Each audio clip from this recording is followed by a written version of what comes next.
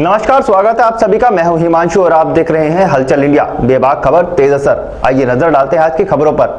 मुजफ्फरनगर जनपद के विकास खंड चरथावल के गांव भमेरा में बाग में घूमने गई 11 वर्षीय बच्चे की करंट की चपेट में आने से दर्दनाक मौत हो गई। बच्चे की मौत की सूचना से परिजनों में कोहराम मच गया। सूचना मिलते ही तितावी थाना अध्यक्ष पुलिस फोर्स के साथ मौके पर पहुंचे। वहीं सूचना मिलते ही भारतीय किसान यूनियन के नेता विकास शर्मा, युवा जिला अध्यक्ष सत्येंद्र पुंडीर और भारतीय किसान संगठन के राष्ट्रीय अध्यक्ष ठाकुर पूरण सिंह भी मौके पर पहुंचे। मौके पर तत्काल मुआवजा देने तथा बिजली के तारों को तुरंत बदलवाने और कार्रवाई की मांग को लेकर जमकर हंगामा भी किया गया। एसडीएम सदर दीपक कुमार व सीओ फुगाना सौमेंद्र कुमार नेगी कई थानों की फोर्स के साथ मौके पर पहुंचे और ग्रामीणों को समझा बुझाकर शांत किया। 5 लाख का मुआवजा देने, तारों को बदलवाने और कार्रवाई के आश्वासन पर बच्चे के शव को पोस्टमार्टम के लिए भिजवाया गया। मुजफ्फरनगर जनपद के विकास खंड चरथावल के गांव भमेरा में बाग में घूमने गए एक बच्चे की करंट लगने से दर्दनाक मौत हो गई। दरअसल करमवीर का 11 वर्षीय पुत्र हर्ष कुमार बाग में घूमने के लिए गया था। लाइन नीचे होने के कारण 11,000 की लाइन की चपेट में आने से हर्ष की दर्दनाक मौत हो गई। बच्चे की मौत की सूचना से परिजनों में कोहराम मच गया। सूचना मिलते ही तितावी थाना अध्यक्ष पुलिस फोर्स के साथ मौके पर पहुंचे। वहीं सूचना मिलते ही भारतीय किसान यूनियन के नेता विकास शर्मा, युवा जिला अध्यक्ष सत्येंद्र पुंडीर और भारतीय किसान संगठन के राष्ट्रीय अध्यक्ष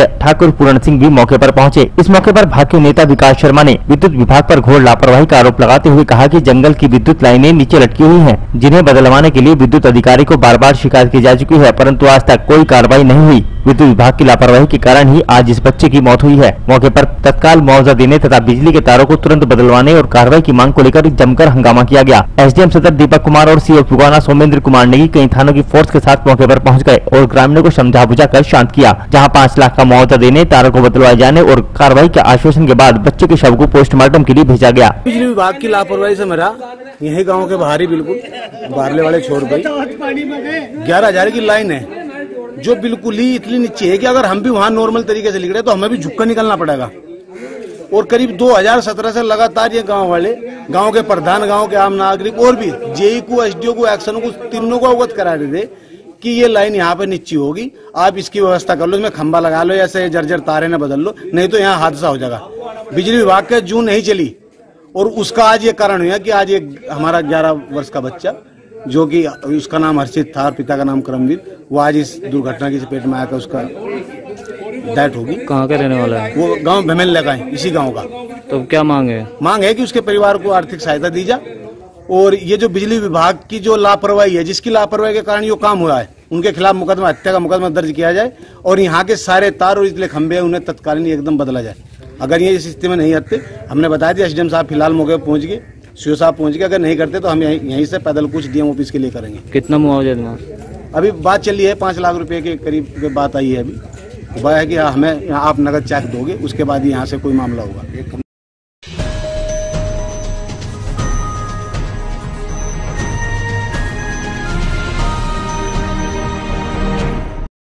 उत्तराखंड के हरिद्वार में बीएचईएल बचाओ ट्रेड यूनियन संघर्ष मोर्चा के तत्वावधान में श्रमिक संगठनों के पदाधिकारियों द्वारा देश की सबसे बड़ी नवरत्न factory Bharat heavy electrical limited के मेन गेट के सामने विरोध प्रदर्शन किया गया, जहां भारी संख्या में यूनियनों के पदाधिकारियों ने हिस्सा लिया और जमकर सरकार और बीएचईएल प्रबंधन के खिलाफ नारेबाजी की। साथ ही बीएचईएल प्रबंधन को ज्ञापन भी दिया गया। भारत मजदूर कल्याण परिषद के अध्यक्ष राजवीर चौहान का कहना है कि बीएचईएल के प्रबंधक आए दिन उनके वेतन में फैक्ट्री की फाइनेंशियल का हवाला देते हुए कटौती की जा रही है। फैक्ट्री द्वारा जो सुविधा बीएचईएल श्रमिकों को दी जा रही है, उनको भी बीएचईएल प्रबंधन बंद करने का काम कर रही है। सरकार पर भी आरोप लगाया गया कि जो मजदूरों के कानूनों में संशोधन किया जा रहा है, जिससे मजदूर अपनी आवाज नहीं उठा सकेगा। कोरोना वैश्विक महामारी के चलते सोशल डिस्टेंस के साथ धरना प्रदर्शन किया है। वहीं फैक्ट्री में कई मुद्दों को लेकर बीएचईएल प्रबंधन को विरोध प्रदर्शन कर ज्ञापन भी सौंपा गया। उन्होंने कहा कि अगर उनकी मांगे नहीं मानी जाती तो आगामी दिनों में वह लोग सड़कों पर उतरकर धरना प्रदर्शन करेंगे। साथ ही उन्होंने बताया कि केंद्र सरकार द्वारा कर्मचारियों पर कई प्रकार के हनन किए जा रहे हैं। उन्होंने कहा कि आने वाले समय में बड़ी संख्या में एकत्रित होकर धरना प्रदर्शन किया जाएगा। मुख्य मांग जैसे कि हम लोगों के डीए रोक दिए गए, हमारे स्थानीय लेवल पर भी इसी तरह की समस्याएं आई कि हमारे डीए रोक दिए गए हैं। डीए के अलावा हमारे पर्क, हम जॉइंट कमेटी में हमने अपने अधिकार लिए थे, जो हमारा वेज निर्धारित किया गया था, उसमें हमारे पर्क रोक दिए गए। हम उसके लिए भी हमारा यहाँ पे स्थानीय लेवल पर नाराजगी है। हमारी कैंटीन सब्सिडी बंद कर दी गई है, ट्रांसपोर्ट सब्सिडी बंद कर दी गई है।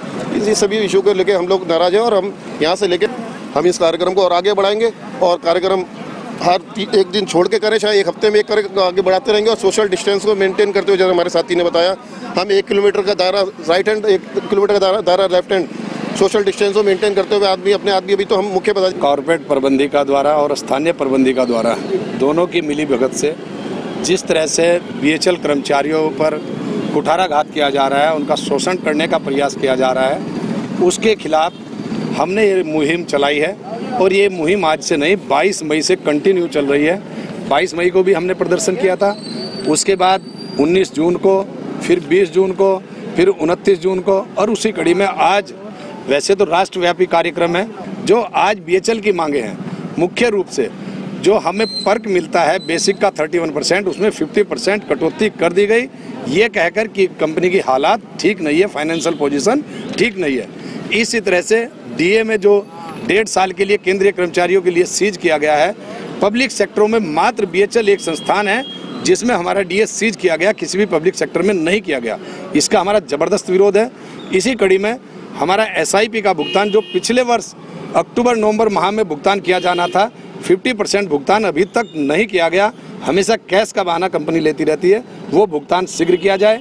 कैंटीन की जो सुविधा जब से कंपनी चली है, जब से कैंटीन की सुविधा बहाल है, कैंटीन की सुविधा चल रही है और सब्सिडी से चल रही है, उस सब्सिडी को भी ये बंद करना चाहते हैं। ये फरमान दिल्ली से आया है, कॉर्पोरेट प्रबंधिका से आया है। इसी तरह से ट्रांसपोर्ट सब्सिडी, जो ट्रांसपोर्ट के माध्यम से हमारे बच्चे स्कूलों में पढ़ते हैं, हमें ट्रांसपोर्ट में सब्सिडी मिलती है, उसको भी बंद करना चाहते हैं। साथ ही हमें जो PP का भुगतान मई के महीने में किया जाता है, उसके लिए अभी तक PP की JCM आज तक नहीं बुलाई गई, वो मीटिंग शीघ्र बुलाई जाए।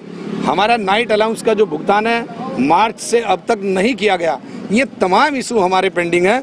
इन इशुओं को लेकर हम सब लोग यहाँ एकत्रित हुए, वही जगाने का हम काम कर रहे हैं। ट्रकों को एक एक करके बेचने की मुहिम सरकार द्वारा चलाई जा रही है। इस मुहिम को, इस मंसूबे को सरकार के हम किसी भी तरह से पूरा नहीं होने देंगे। और साथ ही सबसे बड़ा जो हमारे ऊपर मजदूरों के ऊपर कुठाराघात पूरे देश में किया जा रहा है, हमारे श्रम कानूनों में परिवर्तन करके, श्रम कानूनों को समाप्त करके, जो 44 श्रम कानून है उनमें से 4 या 5 छोड़कर बाकी सबको खत्म करने का जो काम किया जा रहा है, उसे किसी भी हालत में हम नहीं होने देंगे। क्योंकि उन श्रम कानूनों में परिवर्तन होने से, समाप्त होने से क्या होगा आप अच्छी तरह जानते हैं। करेंगे उस लड़ाई को हम लड़ने का काम करेंगे, लेकिन अपनी मांगों को मनवा कर ही चैन लेंगे। धन्यवाद।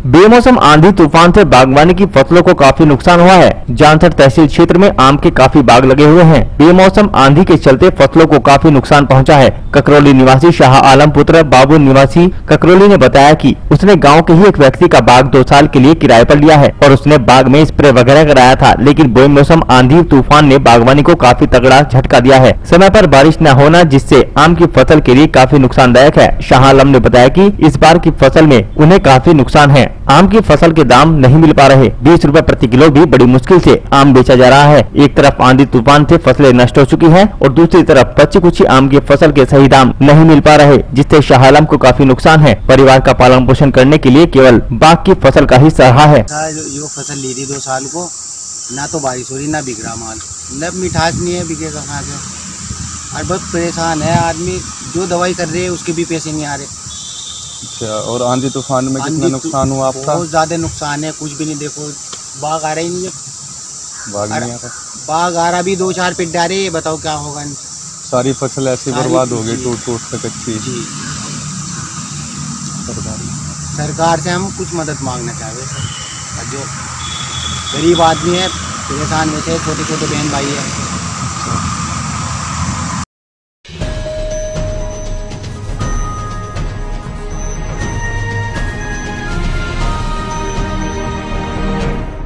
शामली जनपद के कांधला में पुलिस और बदमाशों के बीच मुठभेड़ हुई है। पुलिस को मुखबिर से गो तस्करी कर ले जाने की सूचना मिल रही थी, जिस पर पुलिस ने बदमाशों की घेराबंदी कर पकड़ने का प्रयास किया, जहां पर पुलिस और बदमाशों के बीच जमकर मुठभेड़ हुई और कई राउंड फायरिंग हुई, जिसमें पुलिस की गोली 2 बदमाशों के पैरों में जा लगी। गोली लगने से बदमाश गंभीर रूप से घायल हो गया, जहाँ से दोनों घायलों को शामली जिला चिकित्सालय भर्ती कराया गया, जहाँ उन्हें उपचार दिया जा रहा है। पकड़े गए बदमाशों के कब्जे से पुलिस ने भारी मात्रा में अवैध हथियार, 2 गोवंश और एक पिकअप गाड़ी बरामद की है। पकड़े गए बदमाशों पर पूर्व में 1.5 दर्जन से अधिक हत्या की कोशिश, लूट, गोकशी और गैंगस्टर जैसे गंभीर मुकदमे दर्ज हैं। जनपद शामली के कांदला पुलिस से देर रात बदमाशों की मुठभेड़ हो गई, जिसमें 2 शातिर पशु तस्कर पुलिस की आत्मरक्षार्थ की गई जवाबी कार्रवाई में गोली लगने से घायल हो गए। इन दोनों बदमाशों को उपचार हेतु अस्पताल में भर्ती कराया गया है। इन दोनों पशु तस्करों के कब्जे से 2 अवैध तमंचे, जिंदा कारतूस व खोखे बरामद किए गए हैं। इसके अतिरिक्त एक पिकअप गाड़ी तथा उसमें 2 गोवंश जो ये चोरी करके ले जा रहे थे, मौके से बरामद किया गया है। इन दोनों अभियुक्तों के विरुद्ध पूर्व में भी लगभग 1.5 दर्जन हत्या के प्रयास, लूट, गोकशी तथा गैंगस्टर जैसी संगीन धाराओं में अभियोग पंजीकृत हैं। इन दोनों अभियुक्तों के विरुद्ध सुसंगत धाराओं में अभियोग पंजीकृत करके पुलिस द्वारा वैधानिक कार्रवाई की जा रही है।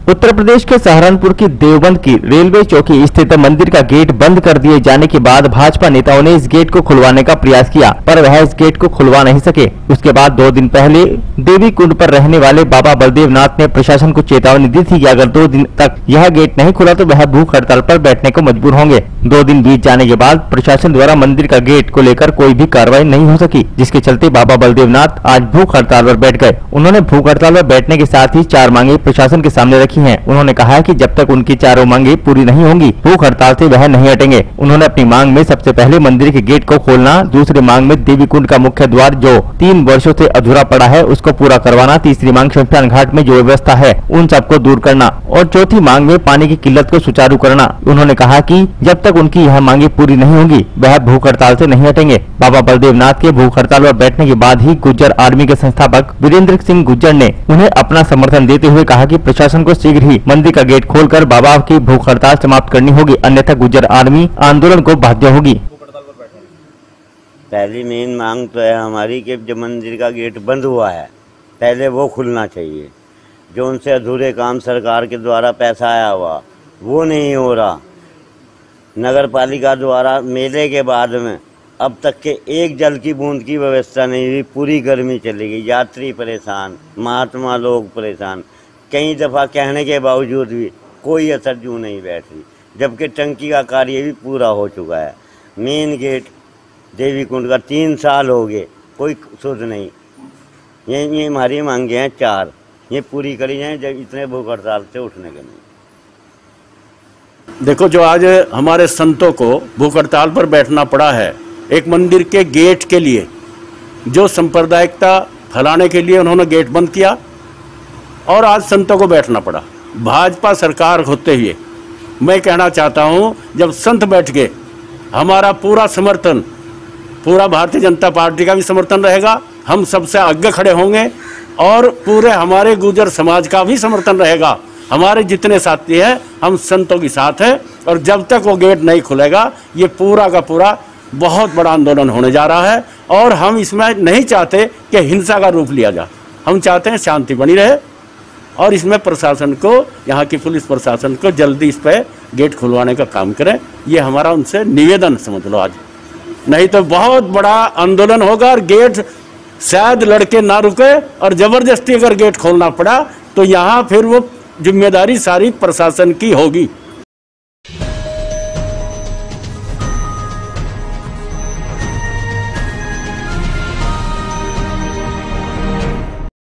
उत्तर प्रदेश के जनपद मुजफ्फरनगर में समाजवादी पार्टी के राष्ट्रीय अध्यक्ष अखिलेश यादव के आह्वान पर सपा के पूर्व सदर विधानसभा प्रत्याशी गौरव स्वरूप ने अपने आवास पटेल नगर से सोशल डिस्टेंस का पालन करते हुए महानगर समाजवादी पार्टी के 5 पदाधिकारियों को आह्वान साइकिल रैली के माध्यम से समाजवादी पार्टी के द्वारा पिछली सरकार में कराए गए विकास कार्य को जन जन तक पहुँचाने के लिए वार्ड वाइज आह्वान साइकिल रैली को हरी झंडी दिखाकर रवाना किया, जिसमें शलभ गुप्ता एडवोकेट महानगर महामंत्री, विकल्प जैन कोषाध्यक्ष, दुर्गेश प्रसाद यादव नगर सचिव, दीपक गोयल उपाध्यक्ष, सुभाष चंद्र एडवोकेट नगर सचिव ने नई मंडी में साइकिल के माध्यम से आह्वान पत्र बांटे और जनता को समाजवादी पार्टी की नीतियों के प्रति जागरूक किया। वहीं मौजूदा सरकार के द्वारा भ्रष्टाचार, बिगड़ती कानून व्यवस्था के बारे में भी बताया। इस दौरान गौरव स्वरूप के आवास पर जनार्दन विश्वकर्मा, उमर खान, टीटू रमनपाल, आशुतोष गुप्ता, मनोज कुमार, सपा मीडिया प्रभारी सरफराज आदि पदाधिकारी मौजूद रहे।